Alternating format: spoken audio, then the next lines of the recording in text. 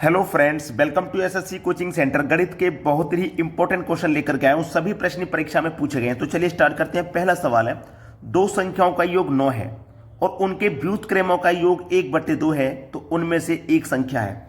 देखिए, कोई दो संख्या है ए और बी, कोई दो संख्या है। इन दोनों संख्याओं का योग कितना दिया गया है? 9 दिया गया और उनके व्युत्क्रम का योग 1/2। व्युत्क्रम का मतलब है, इधर समझ लीजिए, जैसे कि मेरे पास ए और बी कोई संख्या है।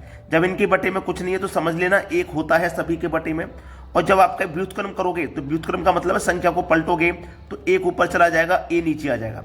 ऐसे ये वाला एक ऊपर चला जाएगा, बी नीचे आ जाएगा। तो इनका ये क्या हो गया? व्युत्क्रम हो गया। तो ए और बी थी हमारे पास दो संख्या, इनको जब हमने व्युत्क्रम कर लिया तो कितना हो गया? इनका योग 1/2 हो गया। यही तो हो गया 1/2। अब ए और बी का एलसीएम लेंगे तो ए और बी ही हो जाएगा। बी का गुना 1 से करेंगे एक, ए का गुना 1 से करेंगे ए, दोनों को जोड़ेंगे तो ये बी प्लस ए हो जाएगा। बराबर में कितना है? 1/2 है। अब आपको बी प्लस ए या फिर ए प्लस बी, दोनों का मान आपको पता है कितना है? 9 है। तो मैं ऊपर 9 लिख लूंगा। ठीक है, इन दोनों का मान हो गया 9। बटे में क्या है? ए बी बराबर में क्या है? 1 के बटे में 2। यही तो है। क्रॉस गुना करेंगे आप, 2 का गुना 9 से करेंगे 18 हो जाएगा। ए बी का गुना 1 से करेंगे तो ए बी ही रहेगा। ठीक है, हमारे पास ए बी यानी कि दो संख्या है जिनका गुना 18 है। तो देखिएगा, आप 9 गुने 2 18 कर सकते हो, 6 गुने 3 भी 18 कर सकते हो। इन दोनों का आपका गुना 18 हो जाएगा। लेकिन 9 2 का गुना 18 हो गया, लेकिन 9 और 2 को जोड़ने से 9 नहीं मिलेगा। तो ये तो हमारा गलत हो गया। हमारे पास दो संख्या ऐसी होनी चाहिए जिनको गुना करने से 18 मिल रहा है, उनको जोड़ने से 9 भी मिलना चाहिए। तो मेरे पास 6 और 3 ऐसी संख्या है जिनको जोड़ने से 9 मिलेगा और गुना करने से 18 मिलेगा। तो उनमें से एक संख्या क्या है? देखो, इन दोनों में से एक संख्या कौन सी है? 3 तो ऑप्शन में है नहीं, 6 दिया गया है, तो 6 मेरा बिल्कुल सही जवाब हो जाएगा। सभी को समझ में आ गया? अब देखते हैं अगला सवाल। अगला प्रश्न है, कौन सी संख्या 4 से पूरी तरह विभाज्य है? आरआरबी 2018 में पूछा गया है। ये दोस्तों नंबर सिस्टम का सबसे पहला ही चैप्टर है, नंबर सिस्टम। अगर आपने उसे नहीं पढ़ा है, अगर आप उसे पढ़ना चाहते हैं या फिर ये डिवाइड वाला सीखना चाहते हैं, 1 से डिवाइड होना, 2 से डिवाइड का नियम, 3 से, 4 से, सभी संख्याओं के डिवाइड का नियम का मैंने वीडियो अपलोड किया हुआ है। अगर आप सर्च मारोगे तो निकल के आ जाएगा। 4 से डिवाइड का नियम यह है कि कितनी भी बड़ी संख्या हो, उसके पीछे के 2 डिजिट अगर 4 से कट गए तो वो पूरी संख्या 4 से कट जाएगी। पीछे के 2 डिजिट। 54 4 से कटेगा क्या? नहीं कटेगा। 76 कटेगा क्या? 4 एकम 4, 3 बचेगा 6, 36, 4 निम 36, ये कट गया। 66 4 से नहीं कटता और 90 भी 4 से नहीं कटता। तो मेरा बी ऑप्शन क्या है? सही जवाब। ये पूरी संख्या 4 से कट जाएगी। 4 का नियम क्या है? लास्ट की 2 डिजिट 4 से कट गई तो पूरी संख्या 4 से कट जाएगी। चलिए अब देखते हैं अगला सवाल। अगला प्रश्न है, 2 7 6 x 1 3 से विभाज्य है, तो x के संभावित मानों का योग क्या होगा? x के संभावित मानों का योग आरआरबी 2018 में पूछा गया सवाल है ये। 2 7 6 x 1, इसको क्या करना है? 3 से डिवाइड करना है। अब देखिएगा, x की जगह मैं कौन सी संख्या रखूं जो 3 से डिवाइड हो जाए? सबसे पहली बात तो ये, तो 3 से डिवाइड का नियम आपको पता होना चाहिए। 3 से डिवाइड का नियम है कि जिन संख्याओं का योग 3 से कट जाएगा वो पूरी संख्या 3 से कट जाएगी। जैसे 2 और 7 9, 9 और 6 15, 15 में 1 जोड़ूंगा तो 16 हो गया। अब 16 में कितना जोड़ूं x का मान के 3 से कट जाए? 16 में अगर मैं 2 जोड़ता हूं तो 18 हो जाएगा। तो 18 क्या हो गया? योग हो गया ना इन सभी संख्याओं का योग।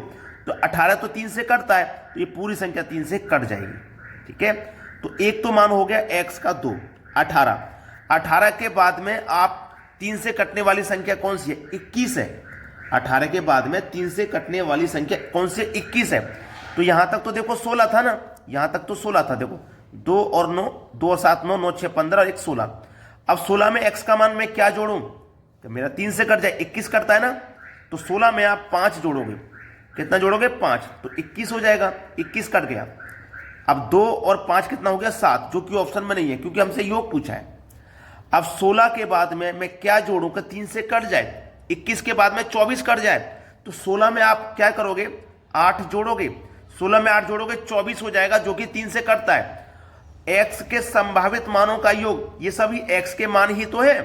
तो 8 5 13, 13 में 2 जोड़ेंगे तो 15। तो x के संभावित मानों का योग मैंने किया 15 आया और 15 मेरे बी ऑप्शन में दिया गया। ये बिल्कुल सही जवाब है। क्लियर है ना? पहले मेरा x का एक मान निकाला, ऑप्शन में नहीं था, दूसरा निकाला 5, दोनों को जोड़ा 7, ऑप्शन में नहीं था, एक और निकाला, फिर इनका योग किया, ये मिल गया, तो यही मेरा सही जवाब है। चलिए अब देखते हैं अगला सवाल। अगला प्रश्न है, निम्नलिखित में से कौन सी संख्या 6 से विभाज्य है? इनमें से कौन सी संख्या ऐसी है जो 6 से विभाज्य है? देखिए 6 एक बहुत ही छोटी संख्या है, आप चाहो तो 6 से भाग करके देख सकते हो, लेकिन इसका एक मैं और शॉर्टकट मेथड बता देता हूं कि आप 6 के फैक्टर कर लीजिए। फैक्टर हो जाएंगे 2 गुने 3 6 होता है। फैक्टर ऐसे करने हैं, याद रखना, जिनका HCF 1 आता हो। ठीक है भाई, 2 और 3 का HCF 1 ही तो आएगा, तो फैक्टर आपको ऐसे करने जिनका HCF 1 आता हो। तो देखिए सबसे पहले आप 2 से डिवाइड करोगे तो 2 से तो ये सभी संख्याएं कट जाएंगी क्योंकि सभी संख्या सम है। अब 3 से डिवाइड करोगे, ठीक है, तो 3 से वो सभी संख्या कट जाएंगी जिनका योग 3 से कटता है। 6 4 10 13 15 16 ये नहीं कटेगा, 16 इसका योग आ रहा, 8 4 12 3 15 15 और 3 15, 8 4 12 12 3 15 15 में जोड़ूंगा 3 18, ये कट सकता है भाई, 3 से ये कट जाएगा। 4 4 8 8 और 3 11 2 15 16 नहीं कटता। 3 से 1 2 3 और 3 6 4 10 10 भी 3 से नहीं कटता। देखो 6 के फैक्टर हमने किए, ऐसे फैक्टर करने जिनका HCF 1 आए, तो जो संख्या 2 से भी कट जाएगी 3 से भी कट जाएगी वो 6 से भी कट जाएगी, ये इसका मतलब होता है, इसलिए हमने फैक्टर करके आपको समझाया। अब देखते हैं अगला प्रश्न। अगला प्रश्न है, इनमें से कौन सी संख्या 9 से भाज्य है? मतलब 9 से कौन सी संख्या कट जाएगी? जो 3 का नियम था वही 9 का नियम है। 3 का नियम क्या था? जिन संख्याओं का योग 3 से कटेगा वो पूरी संख्या 3 से कटेगी। ऐसे ही 9 का सिस्टम है, जिन संख्याओं का योग 9 से कटेगा वो पूरी 9 से कटेगी। ठीक है, तो 9 से 1 देखो, 9 और 3 12, 12 में 2 जोड़ूंगे 14 और 14 में 9 जोड़ूंगा 23, 23 तो 9 से कटता नहीं है। 9 3 12, 12 2 14, 14 और 1 15, 15 में जोड़ूंगा 9 तो ये जगह 24, ये भी नहीं कटता। 9 3 12, 12 1 13, 13 1 14, 14 में जोड़ेंगे 7 तो ये 21 हो जाएगा, 21 भी 9 से नहीं कटता है। 9 3 12, 13 14 15, 15 में 3 जोड़ेंगे 18, कितना हुआ इसका योग 18, और 18 तो 9 से कट जाता है, तो ये पूरी संख्या 9 से कट जाएगी। तो 9 का नियम और 3 का नियम सेम है। ठीक है, संख्या का योग अगर 9 से कट रहा है तो पूरी संख्या 9 से कट जाएगी। अब देखते हैं अगला सवाल। अगला प्रश्न है, यदि 1 का क्यूब प्लस 2 का क्यूब प्लस 3 का क्यूब, और हम कहां तक जा रहे हैं? 10 के क्यूब तक जा रहे हैं, और इसका मान आ रहा है 3025, तो 2 का क्यूब, 4 का क्यूब, 6 का क्यूब, तो 20 का क्यूब के मान क्या होगा? देखिएगा ध्यान से, 1 का क्यूब प्लस 2 का क्यूब प्लस 3 का क्यूब, और कहां तक जा रहे हैं हम? 10 के क्यूब तक जा रहे हैं, उसका मान आ रहा है 3025। ठीक है, पूछा गया इसका मान। ठीक है, 2 का क्यूब, 2 के बाद 4 का क्यूब, 6 का क्यूब, और कहां तक जा रहे हैं? 20 के क्यूब तक जा रहे हैं, इसका मान क्या होगा ये बताना। ध्यान दीजिएगा, 1 का क्यूब कितना होता है? अगर मैं इस 1 के क्यूब की बात करूं तो 1 का क्यूब होता है 1, और 2 का क्यूब कितना होता है? 8। 2 का क्यूब कितना होता है? 8, और 4 का क्यूब कितना होता है? 64। तो यहां पे कुछ समझ में आया आपकी में? देखो 1 का क्यूब मैंने 1 लिखा, 2 का क्यूब उसके नीचे लिखा 8, 2 का क्यूब लिखा 8, 4 का क्यूब उसके नीचे लिखा, तो 1 से 8 कितने गुना पर है? 8 गुना। 8 से 64 कितने गुना पे? 8 गुना। देखो इसका ये 8 गुना है, इसका ये 8 गुना है, इसका ये 8 गुना है, ऐसे ही इसका ये कितना होगा? 8 गुना, तो इसका भी ये कितना हो जाएगा भैया? 8 गुना। तो इसका 8 गुना कर दो, 8 पंजे 40 का 0 हासिल लगे 4, 8 दुने का 16 हासिल के 4 जोड़ देंगे, 20 का 0 हासिल लगे 2, 8 का 0 में करेंगे 0, जो हासिल का 2 था वही आ जाएगा, 8 या 24। 24 200 किस ऑप्शन में है? डी ऑप्शन में। डी ऑप्शन हो जाएगा बिल्कुल सही जवाब। अब देखते हैं अगला प्रश्न। अगला प्रश्न है, 12.0543 में अंक 3 का स्थानीय मान कितना है? अगर ये दशमलव में नहीं होता तो आप इसे आसानी से कर लेते, स्थानीय मान आसानी से बता देते, लेकिन ये दशमलव में है तो परेशान मत होइएगा। दशमलव का सबसे बढ़िया मेथड मैं आपको बताता हूं। 3 का स्थानीय मान पूछा ना, 3 लिखिए।